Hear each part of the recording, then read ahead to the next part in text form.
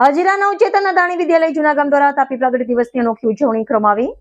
પર્યાવરણીય જાગૃતિના હેતુથી વિદ્યાર્થીઓ અને શિક્ષકોએ હજીરા ખાતે તાપી નદીના કિનારે પહોંચીને તાપી મૈયાનું ભાવપૂર્વક પૂજન અર્ચન કર્યું હતું.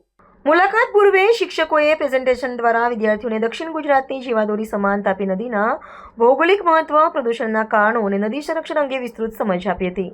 આ જ્ઞાનને અમલમાં મૂકતા વિદ્યાર્થીઓએ નદી કિનારે ઉત્સાહભેર સફાઈ ઝુંબેશ ચલાવી હતી અને પ્લાસ્ટિક મુક્ત તાપીનો સંદેશ આપતી એક પ્રભાવશાળી મૂક રેલી યોજી હતી. વિદ્યાર્થીઓએ સ્વાસ્થ્ય બનાવેલા આકર્ષક પોસ્ટરો દ્વારા સ્થાનિક નાગરિકો, વાહન ચાલકો અને રાહદારીઓને નદી બચાવવા માટે પ્રેરિત કર્યા હતા. આ સરાહનીય પ્રવૃત્તિને પ્રોત્સાહિત કરવા હજીરા પોલીસ સ્ટેશનના અધિકારીઓ પણ વિશેષ ઉપસ્થિત રહ્યા હતા અને બાળકોના પ્રયાસોને બિરદાવ્યા હતા.